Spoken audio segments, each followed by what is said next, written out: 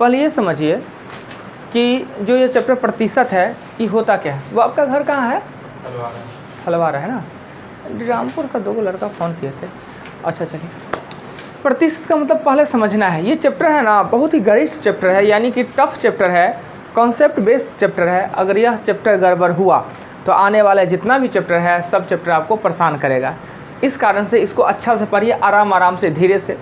पहले हमने प्रतिशत इसका शीर्षक लिखा, यानी चैप्टर का नाम लिखा, और पूरा चैप्टर का जो सार होता है वो इसी शीर्षक में होता है। यानी पूरे चैप्टर से संबंधित बातें को, निचोड़ को एक वर्ड में अगर कहा जाए तो प्रतिशत कहेंगे किसे? प्रतिशत किसे कहेंगे? तो प्रतिशत है क्या कि बड़े से बड़े अमाउंट को, बड़े से बड़े संख्या को 100 के रूप में व्यक्त करना, दर्शाने को ही हम प्रतिशत कहते हैं।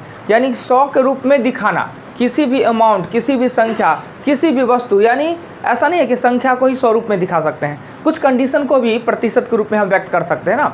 अब हर पूरे दिन का काम है, पूरे दिन का काम में कितना काम किए, कितना काम नहीं किए। अगर काम है 5 घंटा का, 2 घंटा किए हैं तो उसको भी प्रतिशत में दिखाया जा सकता है।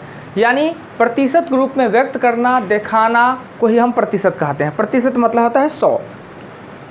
प्रतिशत का एक सिंबल होता है, प्रतिशत का एक चिन्ह होता है। जो चिन्ह यहाँ पर देख रहे हैं ये प्रतिशत का चिन्ह है, ऑब्लिक ऊपर नीचे पॉइंट, प्रतिशत का चिन्ह। बैठिए, अपना अपना नोट्स निकालिए, और जहाँ भी नोट्स दिक्कत हो गया होगा, घसक जहाँ भी नोट्स दिक्कत हो गया होगा उस नोट्स को सही कर लीजिएगा। अगर नोट्स में कोई परेशानी हो गया होगा, हेर फेर हो गया होगा, तो रोकिएगा हमें, हम उसको रिपीट करके ठीक करवा देंगे। राइट। प्रतिशत का एक चिन्ह होता है, यह चिन्ह प्रतिशत, यानी कोई संख्या प्रतिशत के रूप में बताएगा। 75 लिखा हुआ है, 75 लिखा हुआ है, सीधे 75.75 लिखा हुआ है, उसमें अगर प्रतिशत का चिन्ह लगा हुआ है इसका मतलब 100 में 75, और सीधे 75 लिखा हुआ है तो 75 सिर्फ 75 होता है। परंतु प्रत्येक संख्या अपने आप का 100% होता है, प्रत्येक संख्या अपने में 100% होता है। अर्थात कहने का अर्थ हुआ प्रत्येक संख्या अपने में हीरो होता है। यानी 75 है तो प्रतिशत में 100% है, खुद का 100% है। राइट। यानी प्रतिशत का मतलब समझे कि 100 के रूप में दिखाना, व्यक्त करना। अब क्या होता है, कभी हमें प्रतिशत का चिन्ह लगाना पड़ता है और कभी प्रतिशत का चिन्ह हटाना पड़ता है ना। 2 वर्ड आते हैं, प्रतिशत ज्ञात करना और प्रतिशत रूप में व्यक्त करना। दोनों 2 बात होते हैं, प्रतिशत ज्ञात करना और व्यक्त करना। प्रतिशत ज्ञात करना यानी प्रतिशत रूप में दिया है और संख्यात्मक मान आपसे पूछ रहा है, प्रतिशत ज्ञात करना। प्रतिशत रूप में व्यक्त करना यानी संख्यात्मक मान दिया है और प्रतिशत रूप में आपको दिखाना है। राइट। ज्ञात करना होता है प्रतिशत, तो 100 से हम भागा देते हैं, और व्यक्त करना होता है तो 100 से हम गुना करते हैं। यानी अब प्रतिशत रूप में व्यक्त करना है तो प्रतिशत का चिन्ह नहीं दिया रहता है, हम 100 से गुना करते हैं, चिन्ह लगाते हैं। प्रतिशत ज्ञात करने के लिए प्रतिशत का चिन्ह दिया रहता है और हम 100 से भाग देते हैं, प्रतिशत हटाते हैं। 2 को कंडीशन हम आपको बताते हैं। 500 का 75% ज्ञात करें। 500 का कितना प्रतिशत 75 होगा? देखिए दोनों में संख्यात्मक मान लगभग मिलता जुलता है ना, पर दोनों 2 चीज़ है। दोनों, एक है प्रतिशत ज्ञात करना और दूसरा है प्रतिशत रूप में व्यक्त करना। ज्ञात करना और व्यक्त करना में अंतर होता है। यानी इसमें क्या है, ये हुआ प्रतिशत ज्ञात करना, प्रतिशत दिया हुआ है, प्रतिशत का चिन्ह है दिया हुआ, तो हम क्या करेंगे 100 से भाग देंगे। और इसमें क्या है, प्रतिशत का चिन्ह आपको लगाना है। 500 का कितना प्रतिशत 75 होगा, यानी यहाँ 500 और 75 को प्रतिशत रूप में दिखाना है, व्यक्त करना है। यहाँ 500 का 75% ज्ञात करना है। चिन्ह लगा रहे तो 100 से भाग देते हैं और चिन्ह हटा देते हैं। चिन्ह लगाना है तो 100 से गुना करते हैं और चिन्ह लगा देते हैं ना। क्या होता है कि काम में दी गई संख्या होता है वो मूल संख्या होता है, ओरिजिनल, यानी मूल संख्या पे ही प्रतिशत ज्ञात होता है। अब देखिए दोनों को हल कैसे करेंगे। 500 का 75%, 500 का मतलब होता है गुना, अब 75 बट्टा कर देंगे 100। इस 0 से 0 को काटेंगे, 25 हो जाएगा, 7 × 35 से 2 37 हो जाएगा ना। यानी 500 का 75% 375 होता है। ये क्या हुआ, प्रतिशत ज्ञात करना। राइट। अब ये क्वेश्चन है कि 500 का कितना प्रतिशत 75 होगा। तो पहले बचपन में ना x प्रतिशत कर दिया जाता था। पहले क्या करते थे, 500 का x प्रतिशत इक्वल 75। पहले बचपन में ऐसा करते थे, पर अब नहीं, अब सिस्टम बदल गया। अभी हम बदल देंगे। तो करेंगे क्या कि 500 x बटा 100 बराबर ये कितना हो 75। ये कट गया, और ये 5 ऊपर में है तो ऊपर से ऊपर बराबर में कटता है, नीचे से नीचे भी कटता है, क्रॉस मल्टीप्लिकेशन होता है। इस 5 से काटे तो 15 5 75, यानी कितना हो जाएगा, तो 15% हो जाएगा। 500 का कितना प्रतिशत 75 है, तो 15%। तो ये तो पहले होता था x मान के, अब क्या करते हैं, अब ये सिस्टम नहीं होता है करने के लिए, मतलब करता तो अभी भी लोग है, करने वाला बच्चे क्लास में करता है, पर आप लोग जब स्टैंडर्ड हो गए, बड़े हो गए हैं, तो थोड़ा सा एक्स्ट्रा तो कीजिएगा कुछ ना। तो आपको क्या करना है इस क्वेश्चन को हल करने के लिए कि 500 का कितना प्रतिशत 75 है, तो का को लीजिए नीचे, का को दीजिए नीचे, और जिसका प्रतिशत ज्ञात करना है उसको दीजिए ऊपर, गुने 100, ये 0 0 कर दिए, 15 5 75। 100 से गुना कर रहे हैं तो चिन्ह लगाएंगे, 100 से गुना भागा देंगे तो चिन्ह हटा देंगे। देखिए ये एक लाइन में बन गया, x मानने की जरूरत नहीं है।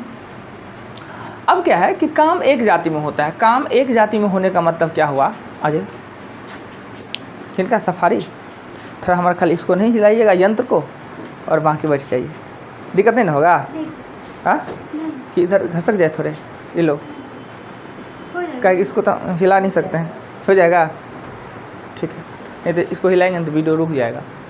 चलिए थोड़ा सा आराम से रहिएगा, इधर इधर है, गर्दन फ्लेक्सिबल है ना, दर्द नहीं ना है गर्दन में, हाँ तो इसे हिला लीजिएगा इससे।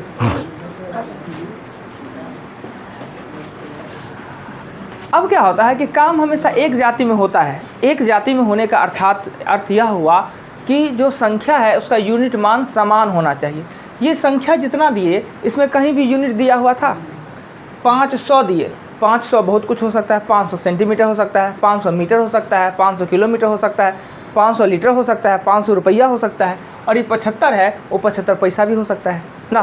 तो यूनिट समान होने का अर्थ क्या है कि अगर इसका यूनिट मीटर में है तो ये भी मीटर में होना चाहिए, ये सेंटीमीटर में है तो ये भी सेंटीमीटर हो जाए, किलोमीटर में है तो किलोमीटर में। अगर यूनिट चेंज है तो क्या करेंगे, यूनिट चेंज होगा तो हम यूनिट को समान बनाएंगे। इसके लिए हमने लिखाया है सेंटीमीटर मीटर का संबंध, किलोमीटर का संबंध, लीटर का, ग्राम का, ये सभी संबंध हमने लिखाया, अभी चर्चा भी करेंगे।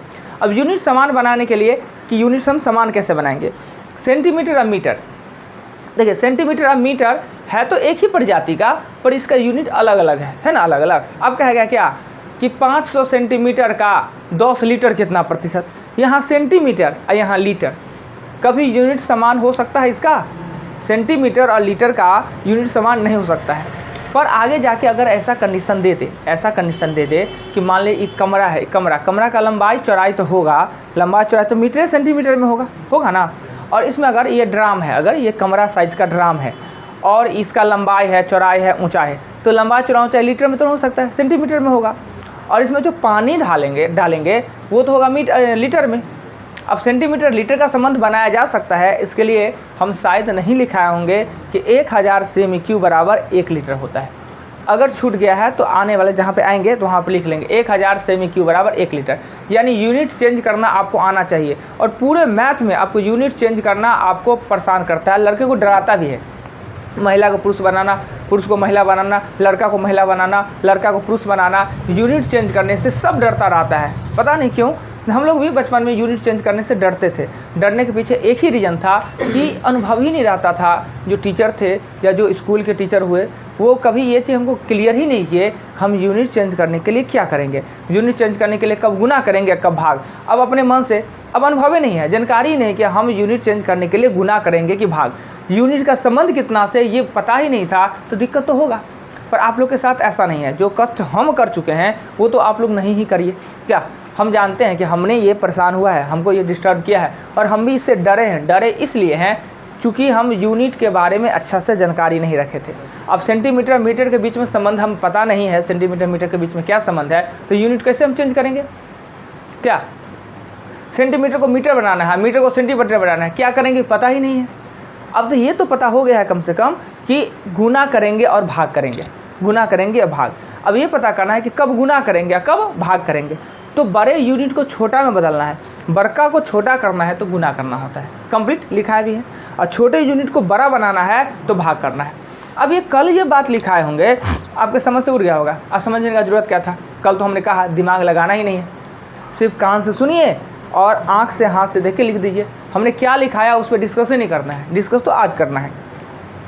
छोटा यूनिट को बड़ा बनाना, बड़ा यूनिट को छोटा बनाना, एक बार भाग देना, एक बार गुना देना। अब बताइए सेंटीमीटर को मीटर बनाना बड़ा बनाना है कि छोटा बनाना है?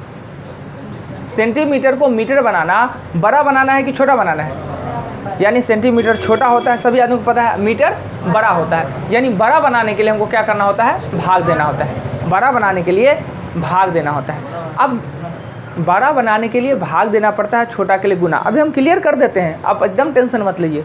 पर इच्छा, अपने मन में वो इच्छा पैदा कीजिए कि आखिर होता कैसे है। हमने कहा सेंटीमीटर को मीटर बनाना, पहले तो ये तो पता होना चाहिए कि सेंटीमीटर और मीटर में कौन बड़ा है और कौन छोटा है। सभी आदमी को पता है कि सेंटीमीटर छोटा है और मीटर बड़ा है। दूसरा कि दोनों में संबंध किससे स्थापित होता है? यानी दोनों में, सेंटीमीटर मीटर में 10 से 100 से 1000 से लाख से 10,000 से किससे संबंध स्थापित होता है? तो 100 से होता है। अर्थात बड़का वाला का 1 यूनिट छोटका के कितने यूनिट के बराबर? यहाँ सेमी को मीटर में बदलना है, सेंटीमीटर को मीटर में बदलना है, सेमी को हमको चेंज करना है मीटर में। तो छोटा से बड़ा बनाना है तो इसका 1 यूनिट इसके कितने यूनिट के बराबर? तो 100 यूनिट के बराबर। यानी 1 मीटर बराबर 100 सेंटीमीटर। अगर हमें सेंटीमीटर को मीटर बनाना है तो 100 से भागा देंगे, अगर मीटर को सेंटीमीटर बनाना है, छोटा बनाना है तो 100 से। एकदम माइंड में फिट कर लीजिए कि अगर यूनिट चेंज करने में बड़ा बनाना है तो भागा देना है और छोटा बनाना है तो गुना करना है। अब सिद्ध करके दिखाते हैं। ये बात तो समझ में ही गए थे आप लोग कि प्रतिशत ज्ञात करना, प्रतिशत रूप में व्यक्त करना, दोनों दो बात होता है। एक बार 100 से गुना करना पड़ता है, एक बार 100 से भाग देना होता है। फिर इसी में हमने कहा कि यूनिट मान समान होने का मतलब क्या है? यूनिट, हाँ 500 का 15% नहीं तो क्या हमने 500 का 15% 375 लिखा है? ऐसा नहीं था। हमने लिखा था कि 500 का कितना प्रतिशत 15 होगा, ऐसा लिखा था। 500 का कितना प्रतिशत 75 होगा ना, ये हमने लिखा। तो 500 का 15% 75 होगा, ऐसा है। अब देखिए 75 निकालना है तो काम में दी गई संख्या के नीचे में जिसे ज्ञात करना है उसके ऊपर में अब प्रतिशत के रूप में व्यक्त करना है तो 100 से गुना, अब प्रतिशत ज्ञात करना है तो 100 से भागा। ये 2 को 0 से 2 को काट दिया, 15 25 हो गया 75। अर्थात 500 का 15% 75 होगा, ये चीज़ है। अब सेंटीमीटर मीटर में क्या है कि मान लेते हैं कि दिया हुआ है 3 मीटर इक्वल वाट सेंटीमीटर। यहाँ पे हम क्या देख रहे हैं? बड़का यूनिट को छोटका में बदलना है ना। 3 मीटर इक्वल वाट सेंटीमीटर, बड़का को छोटका में बदलना है, अर्थात हमें गुना करना होगा। और दोनों का संबंध भी पता है किससे? 100 से। मीटर और सेंटीमीटर का संबंध 100 से है। तो हम क्या करेंगे? छोटा बनाने के लिए हम गुना करते हैं, अर्थात हो जाएगा 300 सेंटीमीटर। कोई दिक्कत नहीं। बड़के यूनिट को ना छोटका बनाया है जी, तो कोई आदमी कहेगा कि 1 मीटर में 600 सेंटीमीटर होता है तो 3 मीटर में 300 सेंटीमीटर होगा। तो ये क्लियर, यानी कि बड़ा यूनिट को छोटा बनाने के लिए उसके यूनिट मान से गुना किया जाता है, जबकि छोटका को बड़का। आप देते 75 सेंटीमीटर इक्वल वाट मीटर, यानी सेंटीमीटर को मीटर बनाना है, छोटका यूनिट को बड़का में बदलना है। बड़ा बदलने के लिए क्या करेंगे? हम भाग देंगे। तो भाग देंगे 75 को किससे भाग देंगे? तो 100, यानी 0.75 मीटर हो जाएगा। यानी 75 सेंटीमीटर बराबर 0.75 मीटर। यूनिट चेंज करना आपने जान गया कि यूनिट चेंज कैसे होगा कि छोटा को बड़ा बनाना, बड़ा को छोटा बनाना। संबंध हमने बता दिया है कि सेंटीमीटर का मीटर के साथ, मीटर का किलोमीटर के साथ, लीटर के ग्राम के साथ, ग्राम के केजी, ये सभी चीज़ हमने लिखा दिया है लगभग। दिक्कत कहाँ होता है? डेकामीटर और डेसीमीटर में। डेकामीटर और डेसीमीटर आपको बहुत परेशान करता है। जब भी आ जाए डेकामीटर और डेसीमीटर आप कन्फ्यूज फिर से चालू, किसका डेका होगा किसका डेसी होगा। डेका और डेसी क्या होता है? एक होता है 10 के भागा और एक होता है 10 के गुना। क्या होता है कि अगर सेंटीमीटर में डेसीमीटर आ जाए, डेसीमीटर यानी उसका 10 भागा, और डेकामीटर आया तो 10 गुना। अब देखिए सेमी से मीटर का संबंध क्या है? 100 से है।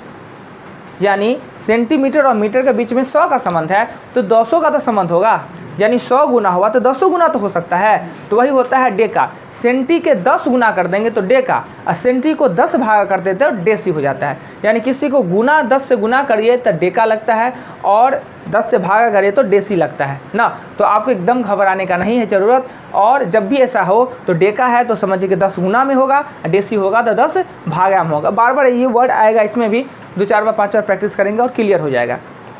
प्रतिशत में हमने जो फार्मूला का चर्चा किया वो फार्मूला का 2-4 को देख लेते हैं कि किस किस फार्मूला का हमने यूज़ किया। फार्मूला हम मुश्किल से 3-4 को ट्रिक बहुत यूज करते हैं, टीचर सब करने वाले करते हैं। पर हमें ट्रिक का यूज न करने का ज़रूरत पड़ता है और नहीं बहुत ज़्यादा फार्मूला का ज़रूरत पड़ता है। 2-3 फार्मूला मजबूरन है वो हम यूज करते हैं जिससे कि हमारा संपूर्ण काम हो जाता है। अब बताइए, हर क्वेश्चन के लिए हम ट्रिक बतावे, हर क्वेश्चन के लिए हम फार्मूला बतावे, तो फिर पढ़ने का क्या जरूरत? रट लीजिए फार्मूले, ट्रिक किताबें आता है नहीं, ट्रिक ही मैथ आएगा, रट लीजिए। यहाँ पे आते हैं आप कॉन्सेप्ट समझने के लिए। ट्रिक होगा, फार्मूला रटिएगा, भूल जाइएगा, पर कॉन्सेप्ट एक बार जो माइंड में घुस जाएगा बुढ़ारियों तक याद रहेगा। इसलिए कॉन्सेप्ट बेस यहाँ पे मेरे पास आते हैं कॉन्सेप्ट पढ़ने के लिए, ना कि कैसे अपना क्वेश्चन को सॉल्व कर दिया चल दिए।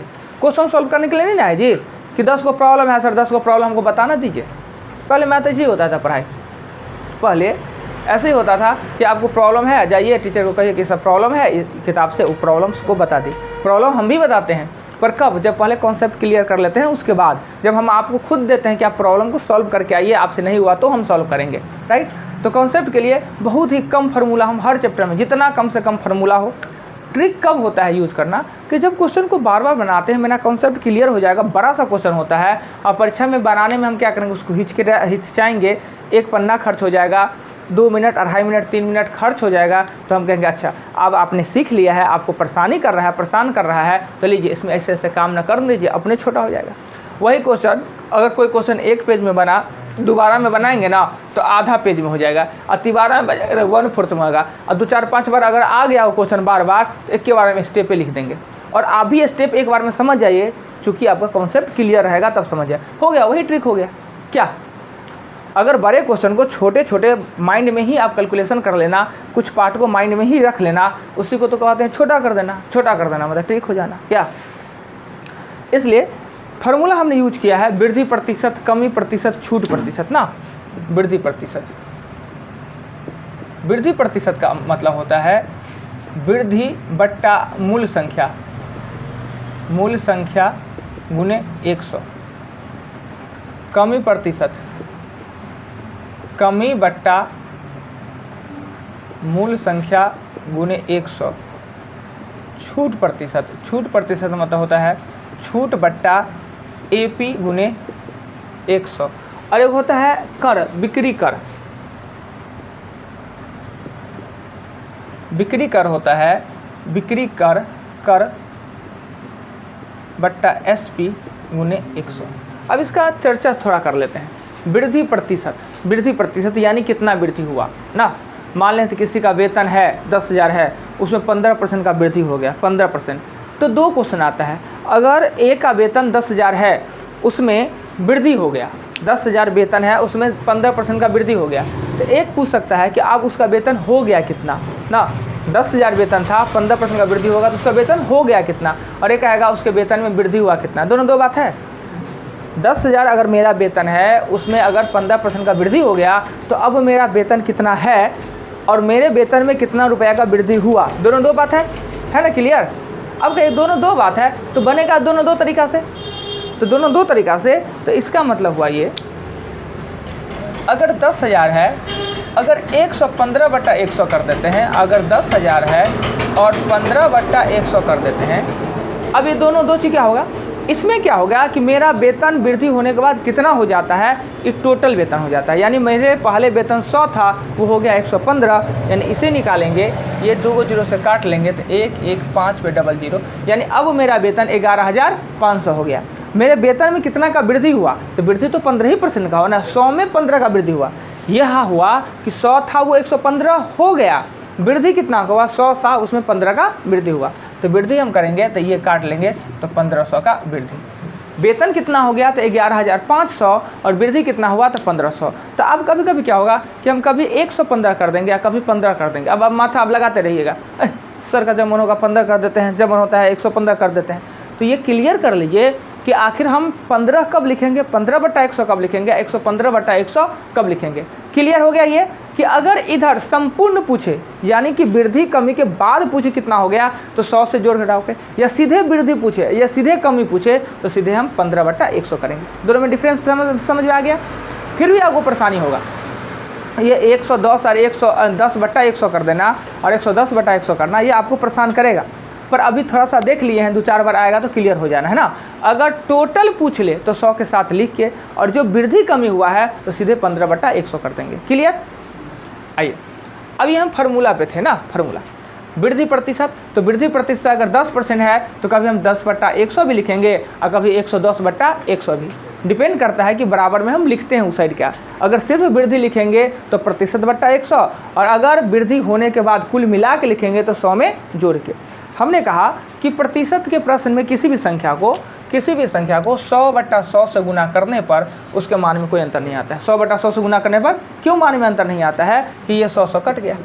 अब कहेगा 100/100 से गुना क्यों करें, हम 50/50 से गुना करेंगे, 75/75 से। हाँ जी, अवश्य आप 75/75 से भी गुना करें तो भी इसके मान में कोई अंतर नहीं आता। यानी ऊपर और नीचे सेम संख्या से गुना करने पर उसके मान में अंतर नहीं आता है। हम 100 से ही गुना इसलिए करते हैं क्योंकि ये चैप्टर का नाम है प्रतिशत, और 100 में हमें वृद्धि करना है, 100 के रूप में व्यक्त करना है, जितना भी काम करना है 100 के साथ करना है, इसलिए हमने 100/100 से गुना करते हैं। किसी भी संख्या को 100/100 से गुना करने पे उसके मान में कोई अंतर नहीं आता। और प्रतिशत का जितना भी प्रश्न होता है, अगर हम इस संख्या को 100/100 से गुना करते हैं इसके मान में कोई अंतर नहीं आता है।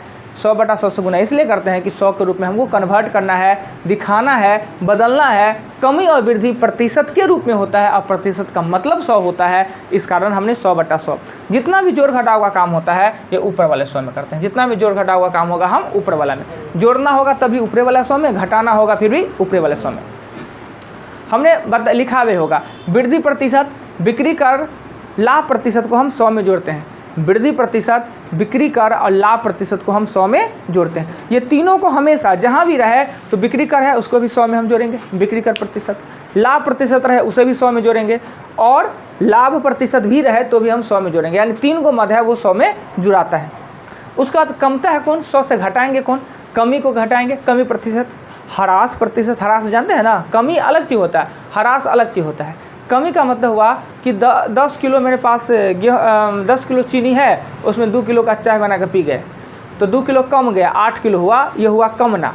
ह्रास क्या हुआ कि मोटरसाइकिल अभी 1 लाख में खरीदे, अगला साल उसका दाम हो जाएगा कम के 75,000। यानी मेरे मोटरसाइकिल का, वो शोरूम वाला नहीं, जो मोटरसाइकिल हम खरीद के लाए वो 1 लाख में लाए और 1 साल उसको चलाए तो उसका दाम हो गया 75। मोटरसाइकिल में कुछ नहीं कमा, पर मोटरसाइकिल का प्राइस ह्रास हो गया, गिर गया, क्योंकि उसका यूज हो गया, वो सेकेंड हो गया, ये थोड़ा सा पुराना हो गया। इसको कहते हैं ह्रास, यानी डिप्रिसिएशन कहते हैं। यानी सामान में कमी नहीं आया है पर उसके मूल्य में कमी आ जाता है ना।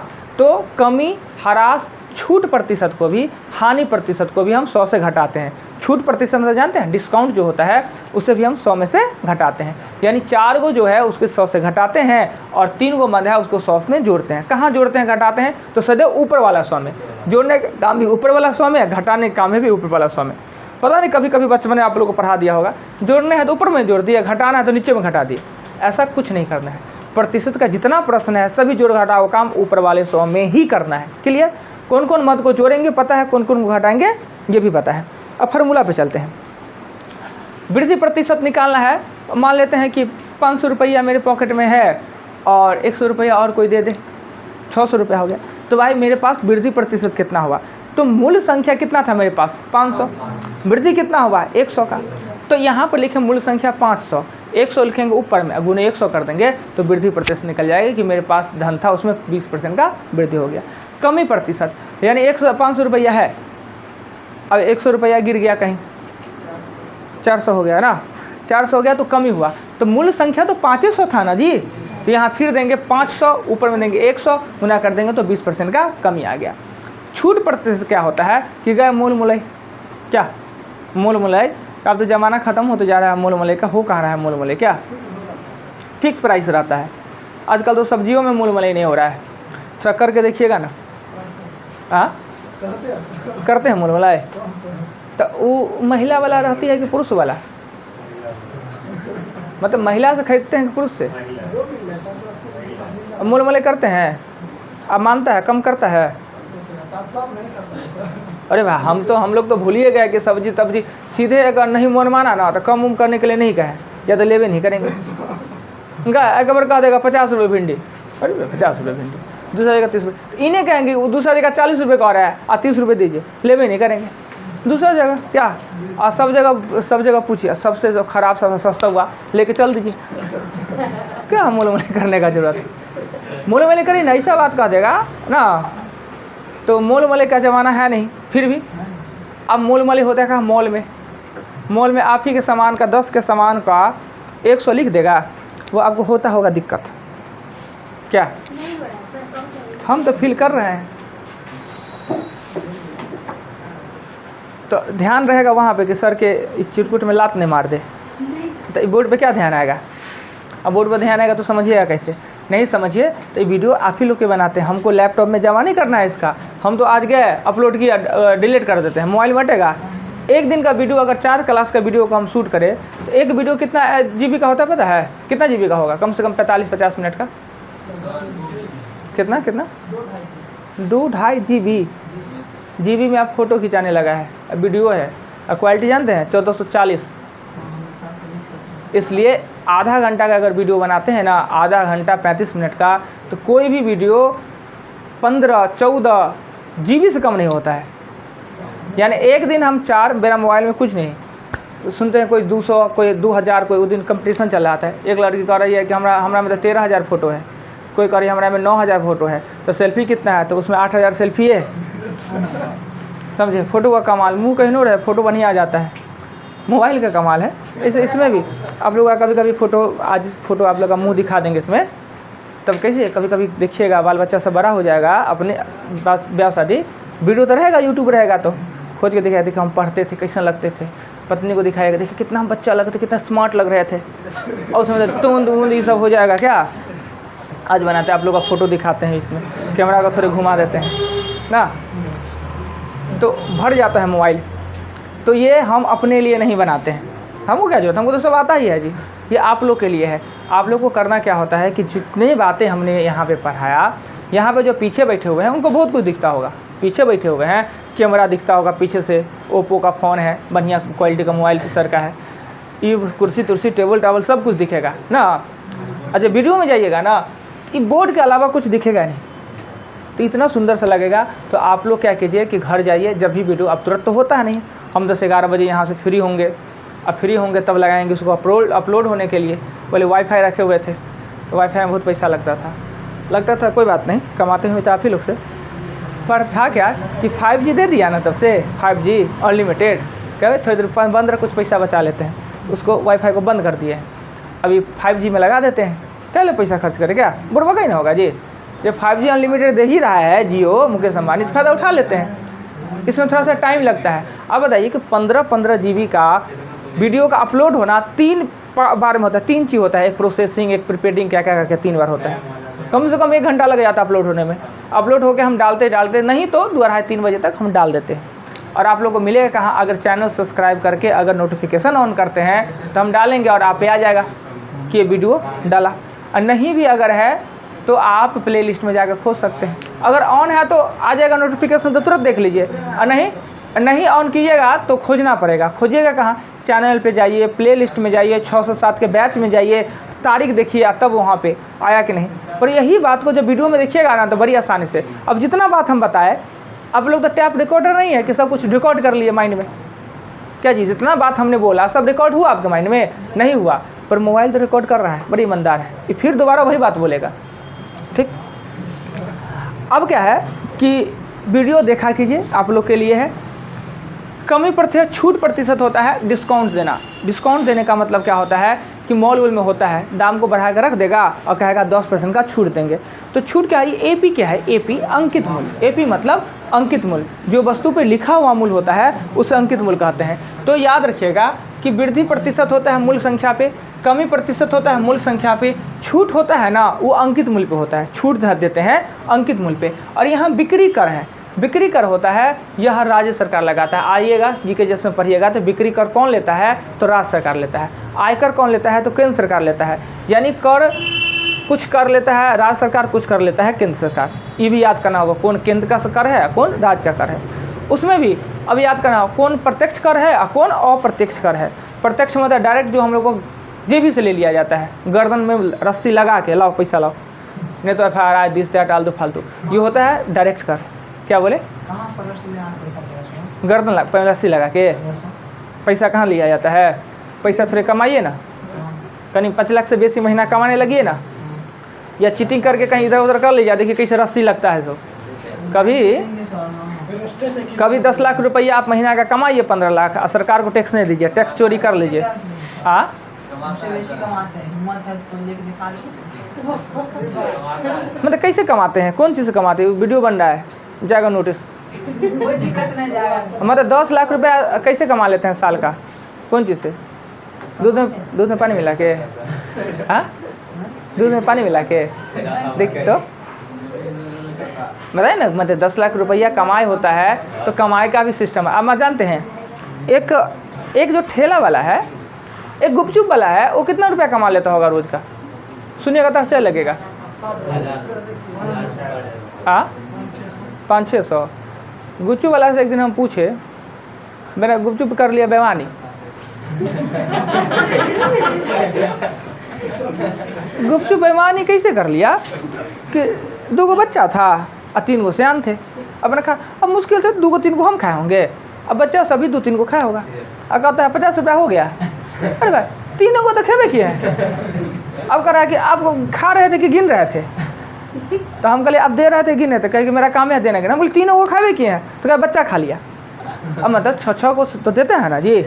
अब बेईमानी कर लिया उसको कहें तो फिर अब कहें करा तो करा, चलिए गलती हमारा अपना है, बोल की गिनती करना चाहिए। आप कहें गुपचुप तो हम खाते नहीं कभी, और खाएंगे तो 1-2 करके, रामे जी 1 खरीदेगा 2 3 करके खाएंगे, गिनती करके। बेईमानी कर लिया। पूछो कितना कमा लेते हैं? तो कहते हैं बुरलो रहेगा कमा तो 1500 से कम थोड़ी कमाएंगे। मतलब एक दिन का 1500 रुपया कमाता है। बुरल है तब, अब बढ़िया है तो कितना? 2000। अगर 2000 रुपया कमाया वो रोज़ का, खर्चा कितना कम। जुट्ठे का लोग पढ़ाई लिखाई कर रहा है। मोदी जी का है ना अपना धंधा करिए, कोनो बेकार नहीं कहे।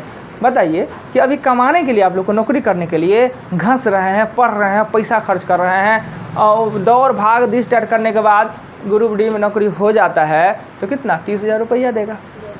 1000 वो भी रहिए अपना मकान किराया सब कुछ करके। एगो ठेला खरीदिए, भाड़ों पर ले लीजिए, गुप्त जगह बेच लीजिए, 2000 महीना का 60,000। नहीं, अपना राजा सामने जाए 3-4 घंटा बेच के चले, न कुछ कहने वाला न कोई सुनने वाला है। नौकरी में बंद ही रहिए, जेल। नौकरी मतलब जेल होता है। नहीं मतलब आज़ादी खत्म। आप कहीं मन है तो जा नहीं सकते हैं, कहीं कुछ कर नहीं सकते हैं। अंजने मन है हमारा गुपचुप नहीं बेचेंगे, ठेला बंद क्या? इसलिए मोदी जी कहे थे। अब बताइए कि अगर वो कमाता है महीना का 60,000, महीना का 60,000, साल का होगा 7,20,000 रुपया। 2-4-3 बंदो है, छुट्टी है करके भी इज्जत नहीं है। कैसे समझते इज्जत नहीं है? मतलब कोई बात है, इज्जत नहीं है। किसके पास इज्जत है? इज्जत किसके पास है? काम का इज्जत होता है। कमाल है। पैसा का इज्जत होता है, पैसा का इज्जत। आप कितनों कुछ है ना, पैसा आपके पास है ना, तो पैसा के बाद ना आपका जाति पाति आलतू फालतू सब खत्म हो जाता है। पैसा हो जाएगा ना तो सब खत्म हो जाता है। पर छोड़िए, अपना अपना सोच है, अपना अपना। आप कोई भी काम करिए, काम छोटा ही क्यों नहीं करिए, शर्म नहीं करना चाहिए।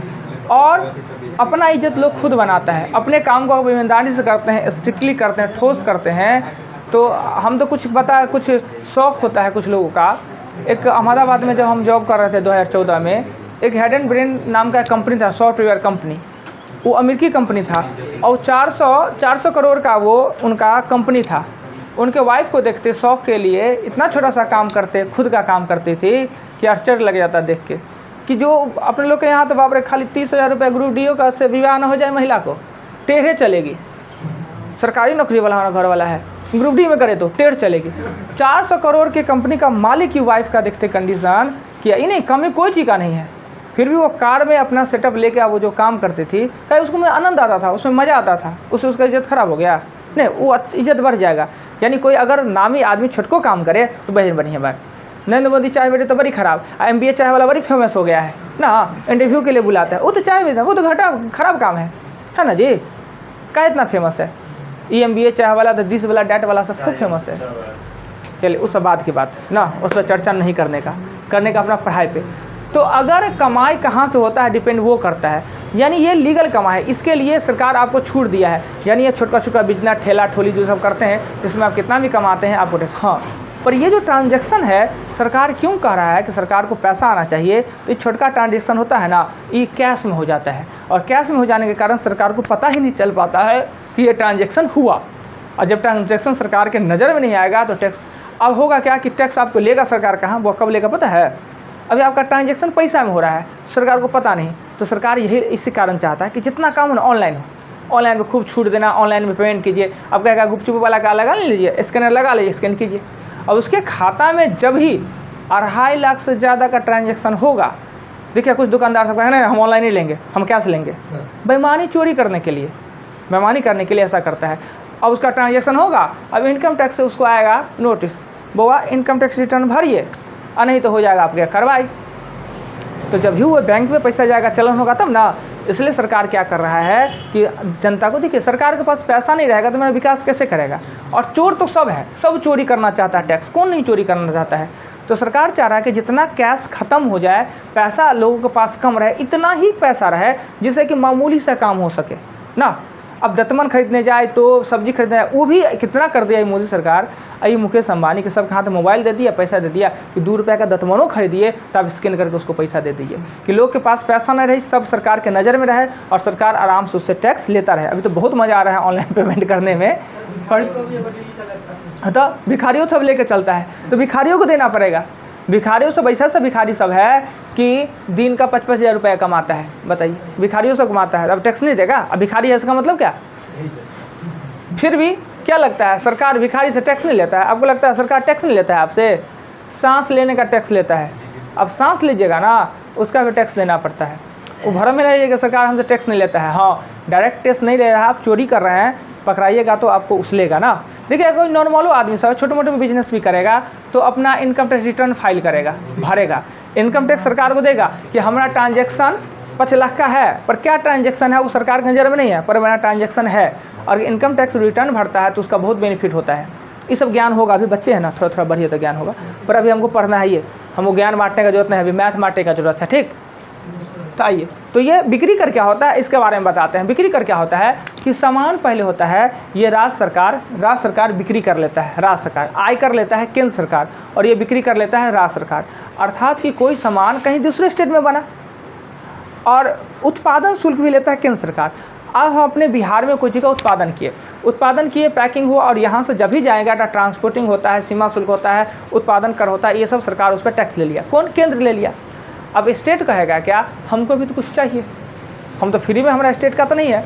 तो स्टेट गवर्नमेंट है वो क्या करता है, बिक्री कर लेता है, यानी दूसरे स्टेट का सामान भी आप अपने यहाँ बेचिए, या अपने स्टेट का सामान अपने यहाँ भी बेचिए, तो हमको बिक्री कर दीजिए, बिक्री कर।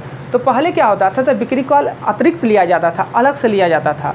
पहले किसी वस्तु पे RS लिख के आता था ना, तो साबुन का RS देखो तो कितना रुपया है ना, सीधा RS खोजता था।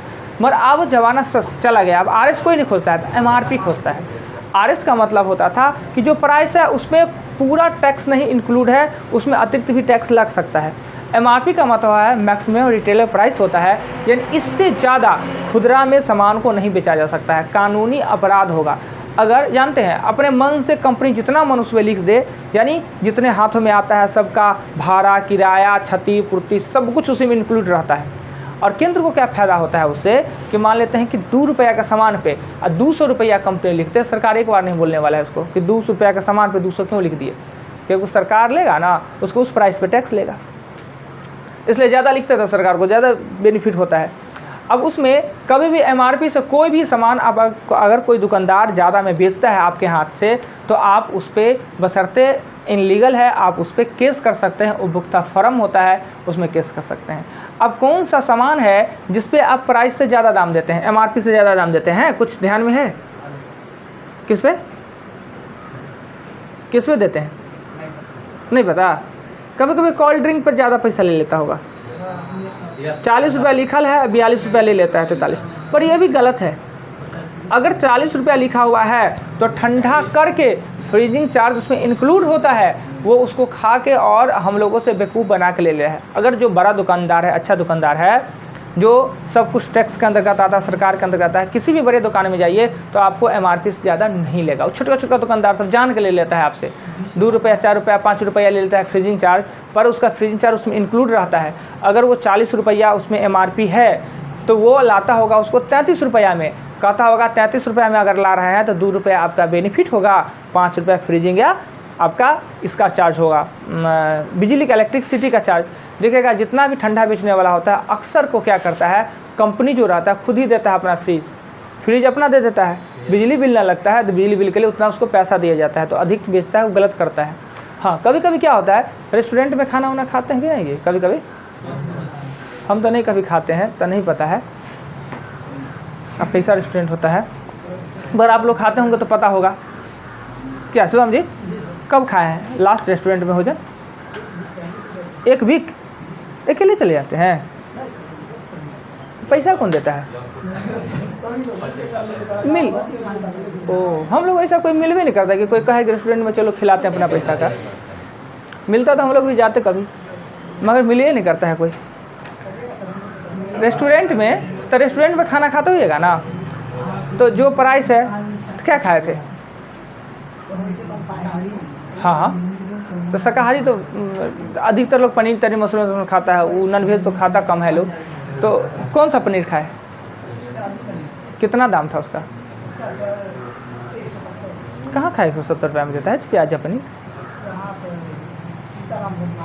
वो रेस्टोरेंट है, धरी का नाम कटा दिया, सीताराम भोजनाल, उसको रेस्टोरेंट कहते हैं? वो तो गरीब का होटल है। हाँ, अच्छा, वही ना, सीताराम भोजनालय रेस्टोरेंट का नाम दे दिए। अच्छा छोड़िए, बात हमको वो कहना था। तो रेस्टोरेंट में जब खाना खाने जाइएगा तो जो प्राइस रहेगा ना, वो प्राइस तो एक तरफ जोड़ेगा और एक तरफ क्या करेगा, सर्विस टैक्स के नाम पे। एक समय इतना समय हो गया था कि सर्विस टैक्स के नाम पे 28% सर्विस टैक्स लेता था, यानी आपका जो बिल बना उससे 28% ज़्यादा पैसा आपसे लिया जाता था। फिर सरकार इसमें संशोधन किया, उसको कम किया, कम करते हुए 12, 10 हुआ, और इस बार आपसे क्या किया है कि सर्विस टैक्स को कर दिया है फ्री।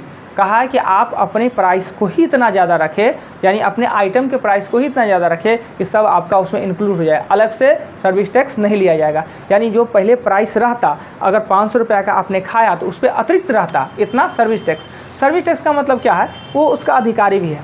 अब जाते हैं वही सामान, वही समोसा जाके ठेला पर ले के कागज़ में धर का समोसा पे प्याज या चटनी दे के खा लिए, मार के चल दिए हाथ धो के, वो हुआ।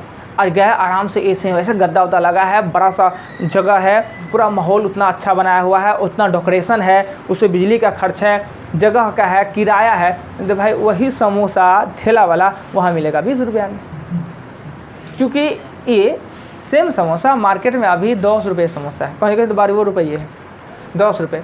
पर वही अपने आप गाँव के देहात के चौक पर चले तो 6 रुपये में वही समोसा मिल जाएगा। अरे भाई, वहाँ पानी में छनता है क्या समोसा, और यहाँ तेल में, रिफाइन में, वो भी वही रिफाइन में छानता है। क्योंकि होता क्या है कि इसका और चीज जो अतिरिक्त खर्च है उसके अपेक्षा, वो कहीं पे टट्टी का बना दिया, झोपड़ी का बना दिया, न किराया, न भाड़ा, न बिजली, न कुछ, खाली समोसा में मैदा, आलू और तेले का ना लग रहा है, आधा 1 रुपया उसको बेनिफिट। पर यहाँ इसको बेनिफिट भी ज़्यादा चाहिए, यहाँ थोड़ा स्टैंडर्ड हाई फाई भी होना चाहिए, और साथ में क्या होना चाहिए कि यहाँ किराया भाड़ा भी तो लगता है। यानी एक रूम है, 10,000 किराया लगा, लेबर मजदूर सब कुछ लगा के, तो ये भी होता है सर्विस टैक्स के नाम पे। ये बिक्री कर होता है, वह राज्य सरकार लेता है। इतना सा पॉइंट हमने आपको आज समझाया। जितना भी बात है, एक एक बात को प्रेम से, हंसी मजाक वाला बात को हटा के अब उसको सीरियस नहीं लगा लीजिएगा। बाकी बात को फिर से वीडियो में आप देखिएगा। अगेन दोबारा अभी हम पॉइंट पे गए ही नहीं, अभी तो हम अतिरिक्त बातें हमको आपको बताया है प्रतिशत के बारे में। प्रतिशत एक ऐसा चैप्टर है कि अगर प्रतिशत को पढ़ाया जाए ना तो 1 महीना तक प्रतिशत पढ़ाते रह जा सकते हैं। 1 महीना तक, मन 1 महीना तक नहीं पढ़ाएंगे आप लोग को, 10 दिन पढ़ाएंगे, 2 दिन तो हो गया। अभी कल फिर पूरे नोट्स को मतलब एक लाइन से पूरे नोट्स को फिर एक एक पॉइंट को समझाएंगे। ऐसे आज भी हम आधा पॉइंट को समझा चुके हैं, फिर रिपीट होगा तो कल दोबारा वो रिपीट हो जाएगा, रिपीटेशन हो जाएगा। ठीक, अभी लिखना है आप पे कितना है, 10 को नंबरिंग लिखिए, राइट, कोई वर्क नहीं नोट्स के अलावा।